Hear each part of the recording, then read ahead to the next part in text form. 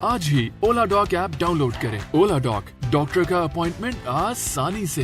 अस्सलाम वालेकुम, मेरा नाम डॉक्टर अनम सिद्दीकी है एंड मैं कंसल्टेंट गैस्ट्रोएंटरोलॉजिस्ट एंड एंडोस्कोपिस्ट काम कर रही हूँ Medicare hospital cardiac and general. वहाँ पर मेरे वर्किंग डेज हैं Tuesday and Saturday 7 PM to 8:30 PM and Hashmani hospital here my working days are Tuesday, Thursday and Saturday 4 to 5 PM।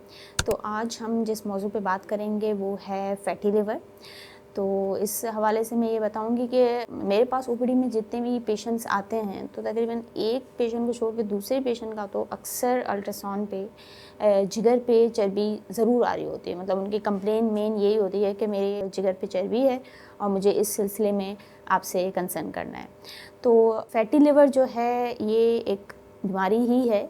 तो जिगर पे चर्बी तब आती है, मतलब इसकी क्या वजूहत हैं, जब भी आपके ब्लड में कोलेस्ट्रॉल का लेवल बढ़ता है तो फिर वो जिस्म के मुख्तलिफ हिस्सों में जमा होना शुरू हो जाता है। तो जिसमें लिवर जो एक प्रीडोमिनेंट एक ऑर्गन है जहाँ पर ये जो चर्बी है ये जमा होना शुरू हो जाती है। तो जिगर पे जो चर्बी जमा होती है वो जिगर को इसी तरह ही डैमेज करती है जिस तरह हेपेटाइटिस B, C, D और डिफरेंट जो हेपेटाइटिस के एग्जाम हैं वो जिस तरह जिगर को डैमेज कर रहे होते हैं, तो उसी तरह ही चर्बी भी जिगर को इसी तरह आगे चल के कॉम्प्लिकेशंस की तरफ ले जाती है। तो ऐसे क्या कॉजेज़ हैं या वजूहत हैं जिसकी वजह से जिगर पे चर्बी आती है? तो ऑन द टॉप जो मेन है वो है हमारा डाइटरी एंड लाइफस्टाइल। हमारे खाने पीने की जो हैबिट्स हैं, जैसे हम बाहर का खाना ज़्यादा प्रेफर करते हैं, fatty food, oily food, beef और फिज़ी ड्रिंक्स। तो ये जो सारी मतलब जो जंक फूड हैं ये हमारे जिस्म में फ़ैट के लेवल को बढ़ाते हैं। वो फिर इस सूरत में ब्लड में कोलेस्ट्रॉल लेवल बढ़ता है और फिर वो जिगर में चर्बी की सूरत में जमा होना शुरू हो जाता है। तो फर्स्ट जो हमारा मतलब मेन जो हमारा एम है वो ये है कि हमें अपना डाइटरी एंड लाइफस्टाइल उसको चेंज करना है।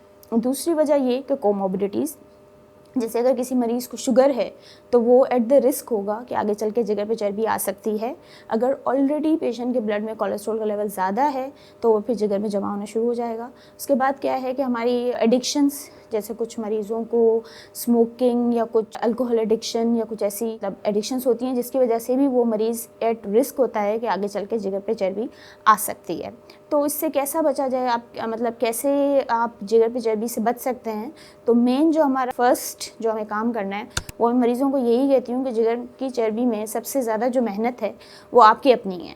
उसमें आपको अपना डाइटरी चेंज करना है, अपना लाइफस्टाइल मेंटेन करना है, आपको जंक अवॉइड करना है, आपको अपने खाने में ओट्स का, ब्राउन ब्रेड का, अपने मिल्क वगैरह का इस्तेमाल ज़्यादा करें, फ्रेश फ्रूट्स का, फ्रेश वेजिटेबल्स का, हाई फाइबर डाइट लें और जंक फूड को बिल्कुल अवॉइड करें। दूसरा, कोई भी एडिक्शन है तो उसको अवॉइड करें।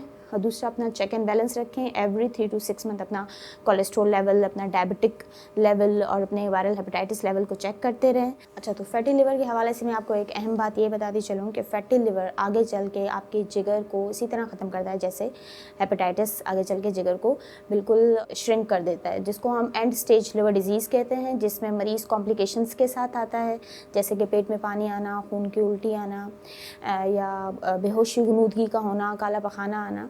तो ये सारी जो कॉम्प्लिकेशंस हैं लिवर डिजीज़ की, ये secondary to increase fat in your liver भी हो सकती हैं, लीडिंग टू कॉम्प्लिकेशन, जिसको हम NASH related to chronic liver disease कहते हैं। तो अगर आपको मज़ीद फैटी लिवर के बारे में जानना है तो आप मेरी अपॉइंटमेंट बुक कर सकते हैं थ्रू ओला डॉक। वहाँ पर मेरी अवेलेबल हॉस्पिटल्स की जो टाइमिंग्स हैं वो अवेलेबल हैं, या फिर वॉक इन आ सकते हैं आप Medicare cardiac and general hospital में। Time 7 PM to 8:30 PM Tuesday and Saturday, और Hashmani hospital timings 4 to 5 PM Tuesday, Thursday and Saturday. Pakistan के टॉप डॉक्टर्स के साथ अपॉइंटमेंट बुक करें, वो भी पेशेंट फीडबैक देखते हुए। आज ही ओला डॉक ऐप डाउनलोड करें। ओला डॉक, डॉक्टर का अपॉइंटमेंट आसानी से।